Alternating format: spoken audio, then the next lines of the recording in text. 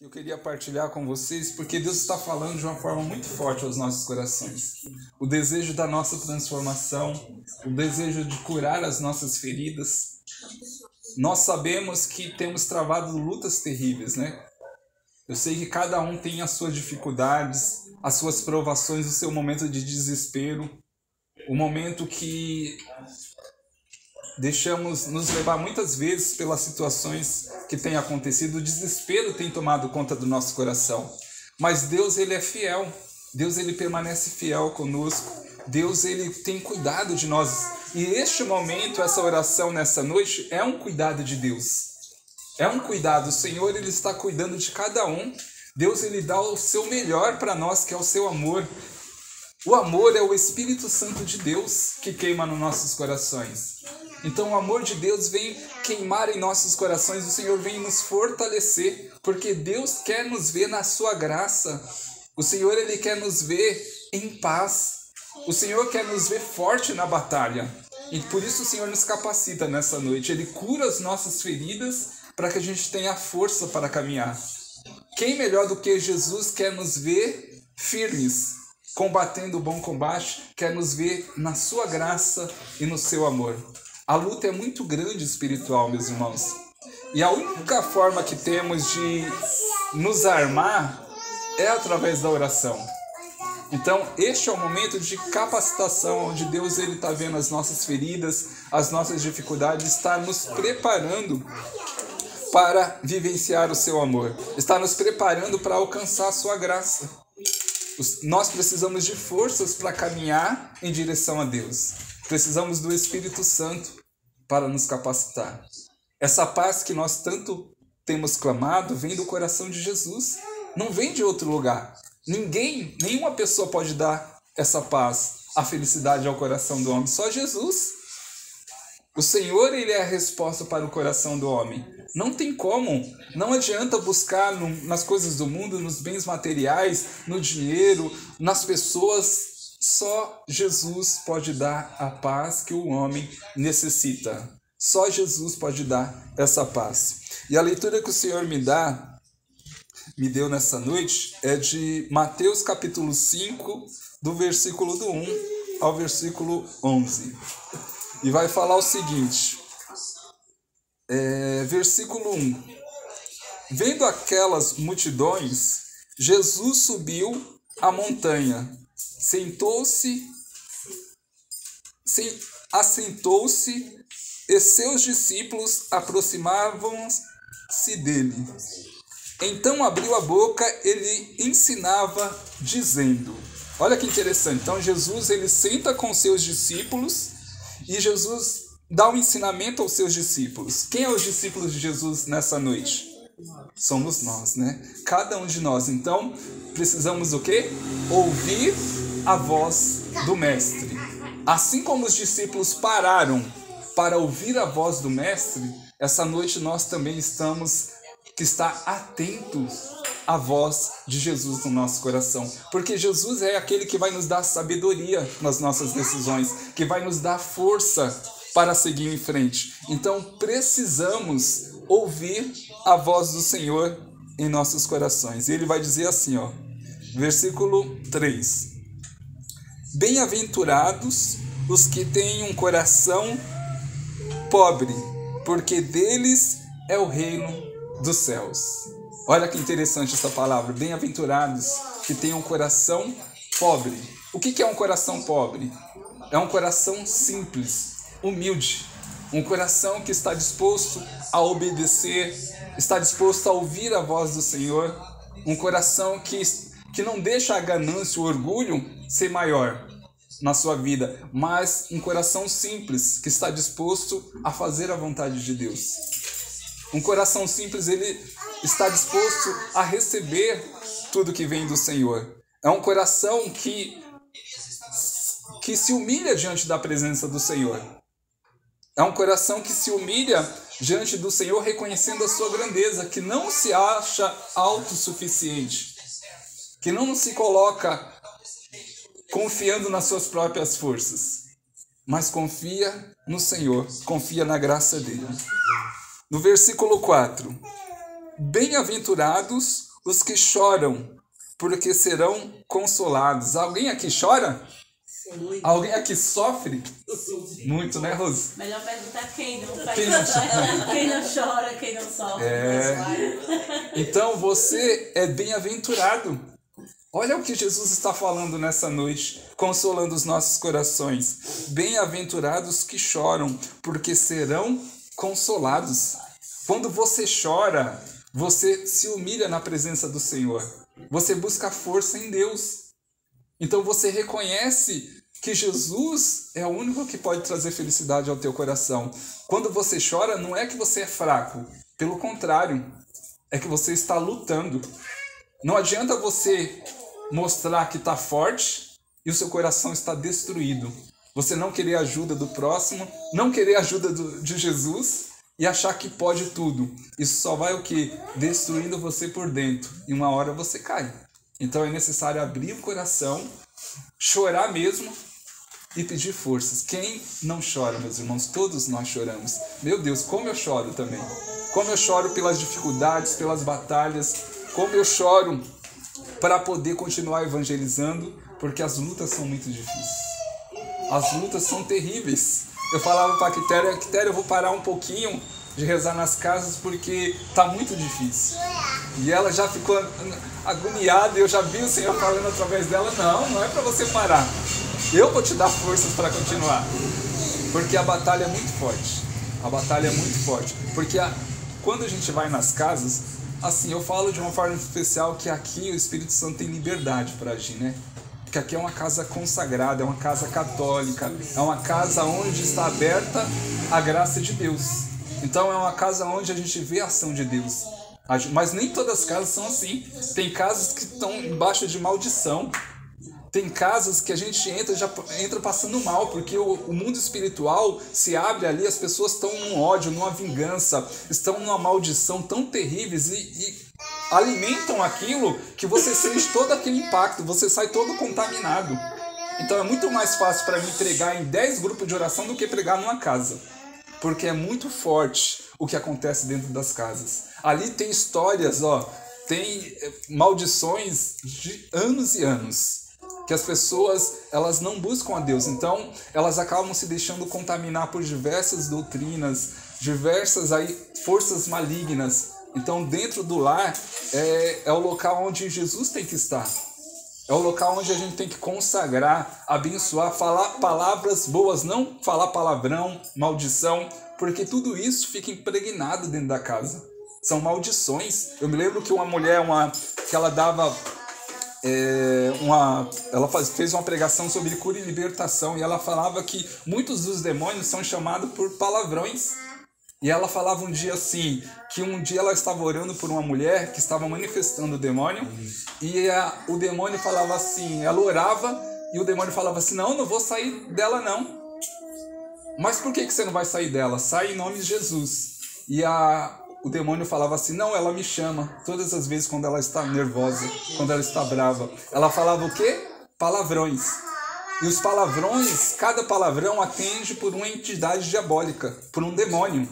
Então você está invocando uma entidade diabólica para a sua vida, para a sua casa, quando você está falando palavrão. Isso é terrível, isso é maldição. Mas é um momento de nervosismo, é um momento de irritação, é lógico. É aí que o demônio age mesmo. Ele tira a sua paciência para que você possa clamar o inferno sobre a sua casa. E muitas vezes a gente fala, nossa, a minha casa não tem paz, não tem tranquilidade. Por quê? Porque a gente estamos invocando o mal. Em vez de clamar a graça de Deus, pedimos ao contrário. Aí é a questão da murmuração, né? Porque quando a gente reclama, a gente está clamando 2 vezes, está reclamando. Aí você faz a sua oração lá, Deus, me abençoa a minha família. Aí você se deixa levar pela irritação, pelo nervosismo e você reclama. Se você ora uma vez pela graça de Deus, você ora 2 vezes pela maldição. Acaba a maldição sendo mais forte. Eu me lembro que foi até um testemunho, quando eu estava tirando a carta de habilitação, a moça que dava aula para mim, de direção, ela falava muito palavrão. E aí um dia eu parei, ela estava lá triste. Aí eu falei, esse é o momento para falar de Deus para ela. Aí eu comecei a evangelizar. Comecei a falar de Deus para ela. E eu falei para ela que cada palavrão que ela falava, ela estava clamando uma maldição sobre a vida dela. E aí eu comecei a evangelizar, a falar de Deus. Aí é interessante que aquele dia a gente parou o carro. Aí ela falou assim, vamos ficar conversando que tá muito bom. E ali eu pude orar por ela no carro ali, clamando. A aula foi evangelização naquele dia. E eu pude evangelizá-la. E ela falou que a partir daquele dia ela nunca mais falou palavrão. Ela se reeducou. Ela entendeu o mal que estava fazendo para a vida dela. Olha como isso é terrível. Olha como isso é forte, meus irmãos. Então, da nossa boca sai tanto bênçãos como maldição. Você decide o que você quer. Todas as palavras que saem da sua boca, elas têm uma consequência. Ela volta para a sua vida, de alguma forma. A palavra, ela diz que a palavra, quando sai da boca, na evangelização, ela não volta sem antes dar fruto. A palavra de Deus, ela é bênção. Quando você clama por Deus, fala por Deus, abençoa, ela é bênção. Ela traz frutos para a sua vida. Mas quando sai maldição, palavrão, inquietação, nervosismo, irritação, ela traz os frutos malignos também, que é a maldição. Então, isso é muito forte. A gente precisa, como cristãos, como bons católicos, nos reeducar nas nossas palavras, de bênção, não de maldição. Posso falar, João? Pode. Então, eu passei em casa assim, uma amiga minha se manifestou, né? E eu orando ali o tempo todo, tinha eu e era 3, né? Eu e uma outra amiga e a que se manifestou, né? E falou até o nome do demônio e veio conversar comigo e todo dia orando. E ele mesmo falou pra mim, tu sabes por que eu estou aqui? Porque ela me chama, né? Ela me chama. Então, assim, às vezes a gente acha que tudo é do demônio, mas na verdade a gente que atrai, né? A gente acaba atraindo ele. Dá uma brecha. Ele não entra se não tiver uma brecha, né? Porque ele mesmo era manifestada, toda torta, e ele ainda quis judiar dela para se arrastar no chão, e eu repreendi em nome de Jesus, e ele falou para mim mesmo, tu sabe por que eu tô aqui? Porque ela me chama. Sim. Então, assim, ele mesmo se revelou para mim que tava por causa dela mesmo, ela chamava, entendeu? É a liberdade, a gente tem o livre-arbítrio. Deus nos deu essa liberdade de escolher qual caminho queremos seguir, o que queremos para a nossa vida. Isso é. Então o demônio, ele invade as nossas vidas, porque a gente permite. Quando a gente tem o coração aberto para Deus, quando a nossa decisão é por Deus, o demônio não chega nem perto da gente. Ele não consegue habitar onde tem luz. As trevas não habitam onde tem luz. Um coração que está voltado para Deus, o demônio sabe que está perdido para ele. Então ele vai entrar no coração onde está aberto para ele, é onde ele é bem-vindo. Olha que palavra, né? Um coração onde o demônio é bem-vindo. Aonde que é esse coração? Um coração cheio de ódio, de vingança, um coração que prefere os prazeres do mundo, o pecado, em vez da graça de Deus. Então, por isso o Senhor nos chama à conversão, a uma mudança de vida, por isso o Senhor nos chama a uma vida de oração, para que tenhamos paz. Como que eu posso querer felicidade se eu estou abrindo o meu coração para as coisas do mundo, para Satanás? Não tem como, é contraditório. Como? Eu quero a graça de Deus e não busco essa graça. Como estou com sede e não vou beber água? Então, é necessário buscar, né? Olha, aí vai falar aqui, versículo 5. Bem-aventurados os mansos, porque possuirão a terra.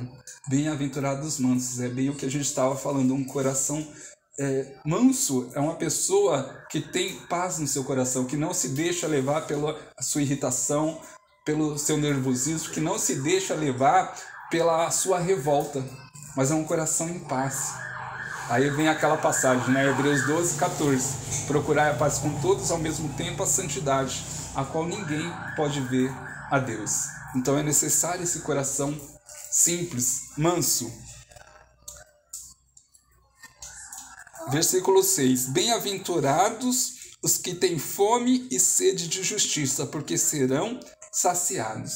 Bem-aventurados os que têm fome e sede de justiça.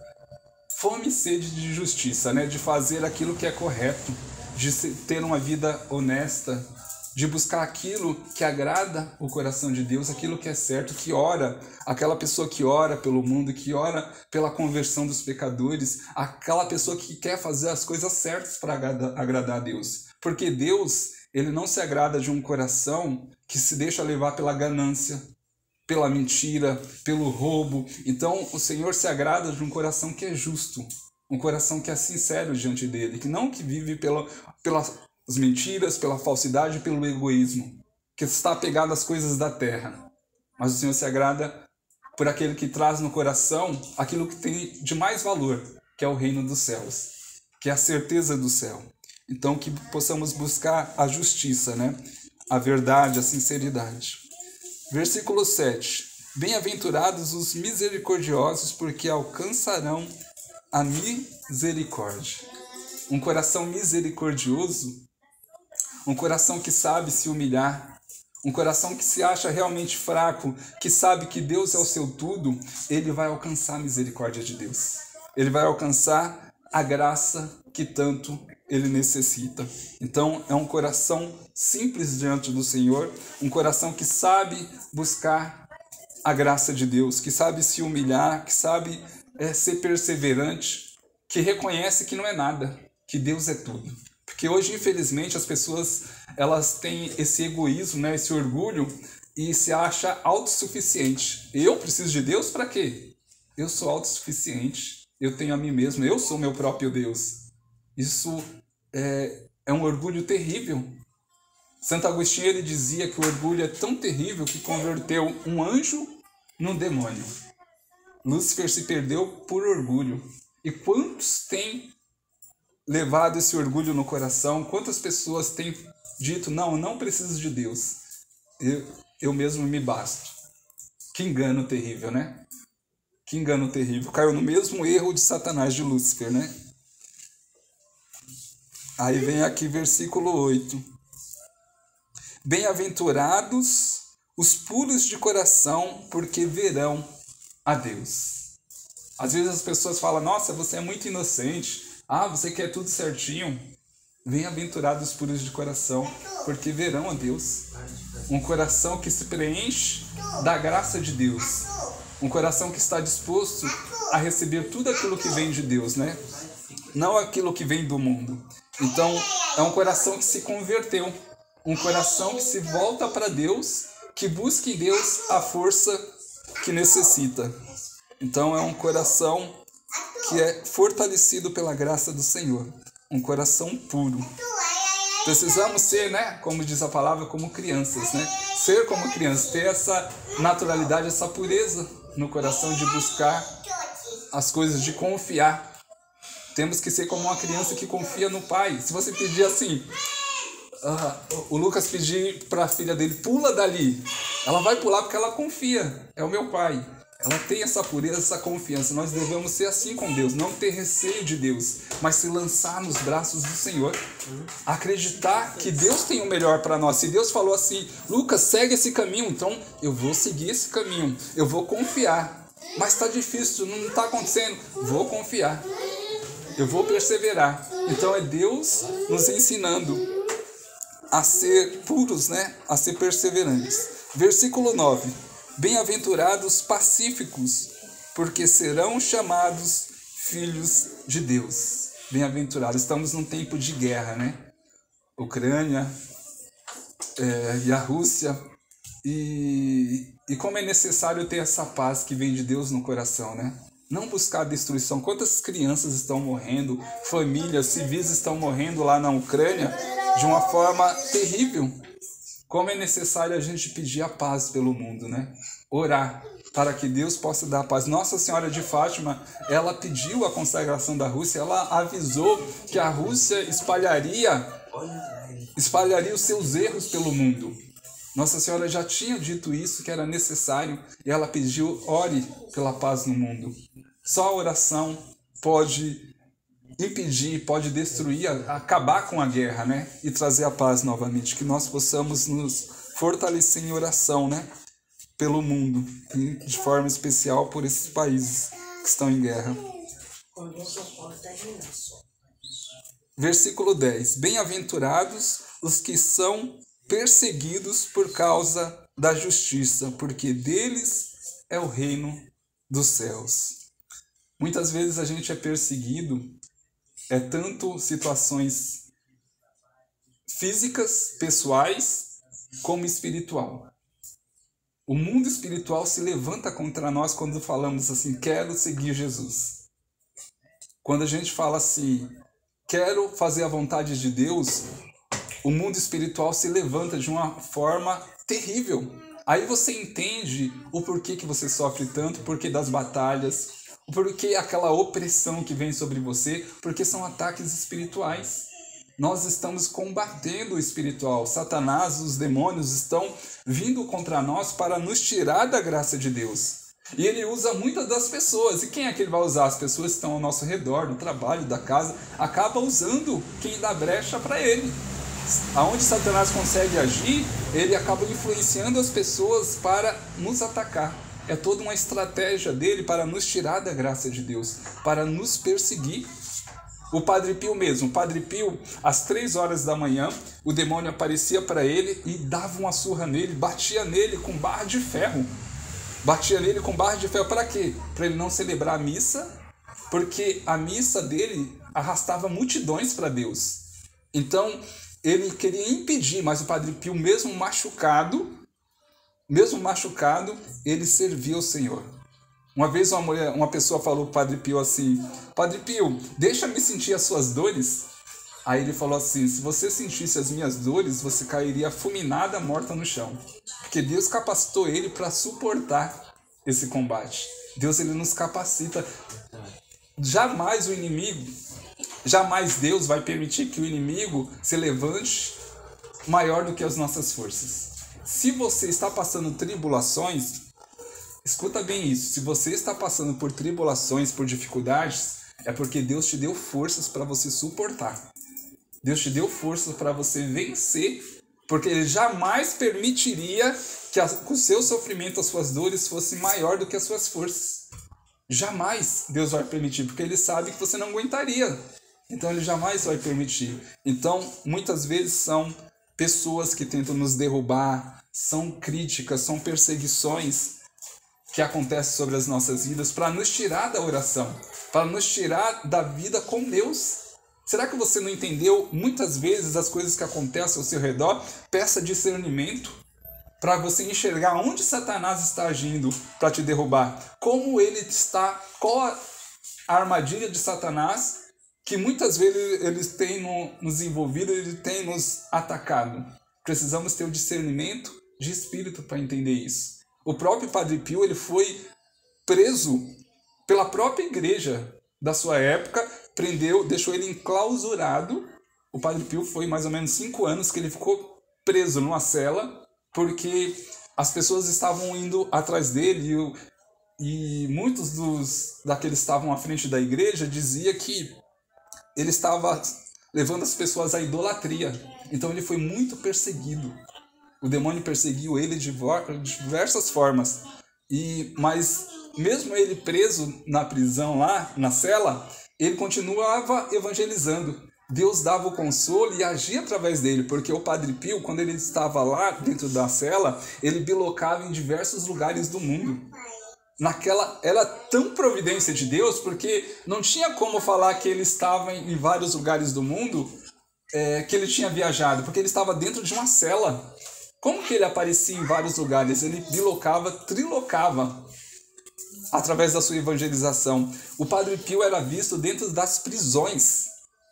Os guardas já tinham até acostumado, perguntavam como é que esse padre entrou dentro da prisão, por onde ele passou, que as grades estão todas fechadas, como que ele está celebrando a missa junto com os presos. Olha que interessante, ele evangelizava. Até nessa época de guerra, o Padre Pio viveu na época da Segunda Guerra, né? E mostra que uma vez o Padre Pio, um dos soldados que estavam pilotando, ou melhor, piloto de um dos aviões, recebeu a ordem do general para ir e lançar uma bomba sobre um local onde havia muitos civis. Aí o piloto pegou o avião recebeu a ordem e obedeceu a ordem. Ele falou que ele estava já chegando perto do local onde ele iria lançar o míssil, e ele disse que de repente apareceu um homem na frente do avião. Olha que tremendo isso. Um homem barbudo, de vestes, né, de túnica, e virou o manche do avião, da onde sai o míssil, e o míssil foi para um lugar onde não havia nenhuma pessoa.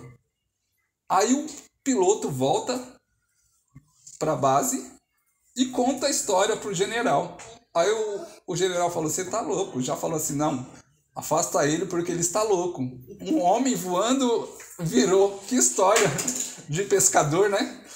Aí o general falou assim, eu vou fazer esse ataque. Pegou o avião, quando ele estava chegando próximo ao local onde havia os civis, ele foi disparar o míssil, o Padre Pio apareceu e virou o manche do avião e a bomba foi para um lugar não habitado por pessoas.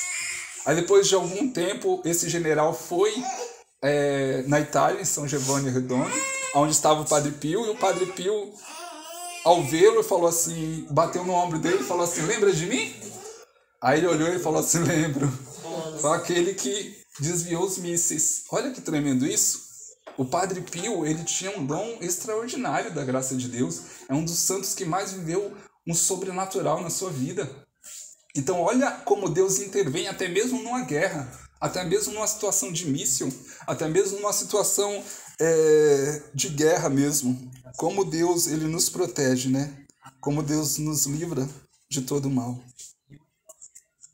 Agora o último versículo aqui, versículo 11. Bem-aventurados sereis quando vos caluniarem, quando vos perseguirem e disserem falsamente todo mal contra vós, por causa de mim. Alegrai-vos, exultai, porque será grande a vossa recompensa nos céus, pois assim perseguiram os profetas que vieram antes de vós. Palavra da salvação. Bem-aventurados sereis quando vos caluniarem, quando vos perseguirem e disserem falsamente todo mal contra vós por causa de mim. Toda lágrima que a gente derrama por Jesus, ele recolhe.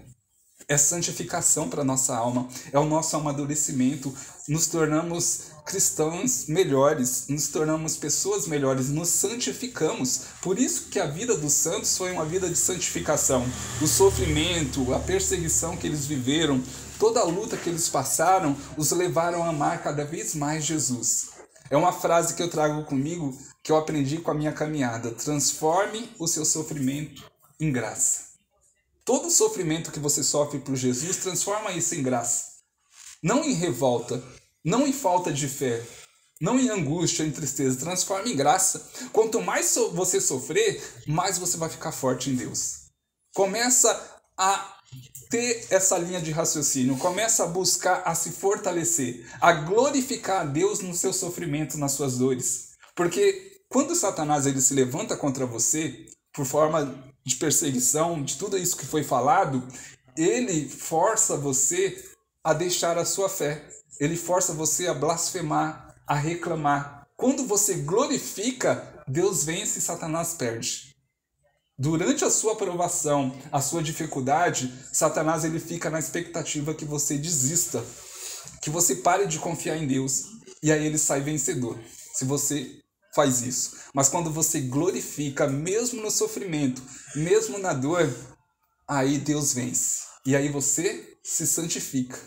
Aí você se fortalece. Na quinta-feira, né, eu fui visitar lá, fiquei como acompanhante de um amigo meu, que ele faleceu agora recentemente de câncer. E no sábado ele faleceu, eu estava até no velório lá, no enterro. E na quinta-feira eu passei o dia todo com ele orando, passei o dia todo com ele fazendo oração do perdão, rezando com ele o terço e pedindo a graça de Deus que preparasse a alma dele, porque ele já estava em fase terminal.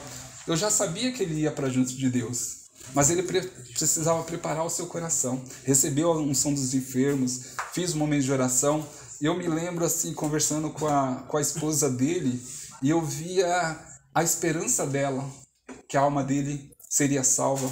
E ela entregando ele para Deus. Vai em paz. Vai em paz agora. Pare de sofrer. Vai para junto de Deus. Isso é a diferença de um coração que tem fé. Muitas vezes a gente vê as pessoas revoltadas. Por que está acontecendo isso? Por que aquilo? Obrigado, Senhor, pela alma do meu marido. Está entregue nas tuas mãos. Isso é ter fé, meus irmãos. Muitas vezes a gente não entende isso. A gente reclama. Essa é a diferença de um coração que está em Deus. Ele acredita e sabe o que é a vontade de Deus. Ele glorifica a Deus até mesmo por uma situação de enfermidade e de morte. Ele glorifica a Deus. E ela para mim foi um testemunho. Eu falei, meu Deus, que eu tenha essa fé. Um pouquinho dessa fé de glorificar o Senhor nesse tempo. Eu falei para ela, eu não sei nem o que é isso, perder uma pessoa dessa forma. Mas ela estava glorificando a Deus no velório, glorificando a Deus durante todo aquele momento de sofrimento. Glorificando a Deus. Isso é um coração convertido, um coração que confia que a pessoa está em Deus e que a missão dela foi cumprida. Ela cuidou até o último suspiro dele, cuidou de todo o sofrimento, sofreu com ele, chorou com ele e entregou ele nas mãos do Senhor. Isso é ter fé, isso é confiar no Senhor, é isso que o Senhor espera de nós, que possamos, através do nosso sofrimento, nos fortalecer, ser pessoas melhores. Então eu digo para vocês, converta o teu sofrimento em graça, glorifica a Deus por toda lágrima derramada. Olha para os santos da igreja, tem um santo que ele diz o seguinte, quando olhares para a cruz e você estiver sofrendo, ao olhar para a cruz, cala-te, porque lá na cruz está aquele que não tinha pecado algum, que é o próprio Deus que morreu na cruz, sem abrir a boca. Ele morreu na cruz por amor a nós. Nós temos os nossos pecados, nós temos as consequências dos nossos erros. Quantas coisas fizemos, quantos erros cometemos e sofremos por causa disso. São consequências dos nossos pecados. Mas que pecado Jesus tinha? Ele se colocou como o cordeiro imolado, ele sofreu por cada um de nós. Ele morreu pelos nossos pecados para que a gente pudesse ser salvos. Então, quando estiverem sofrendo, olha para a cruz e cala-te. Olha para a cruz e você vai ver o maior exemplo de amor daquele que morreu por nós e que devemos morrer também por nosso Senhor Jesus Cristo. Amém? Amém. Vamos ficar de pé para a gente poder fazer um momento de oração que eu queria partilhar com vocês, porque Deus está falando de uma forma muito forte aos nossos corações. O desejo da nossa transformação, o desejo de curar as nossas feridas. Nós sabemos que temos travado lutas terríveis, né? Eu sei que cada um tem as suas dificuldades, as suas provações, o seu momento de desespero, o momento que deixamos nos levar muitas vezes pelas situações que têm acontecido, o desespero tem tomado conta do nosso coração. Mas Deus, ele é fiel, Deus, ele permanece fiel conosco, Deus, ele tem cuidado de nós.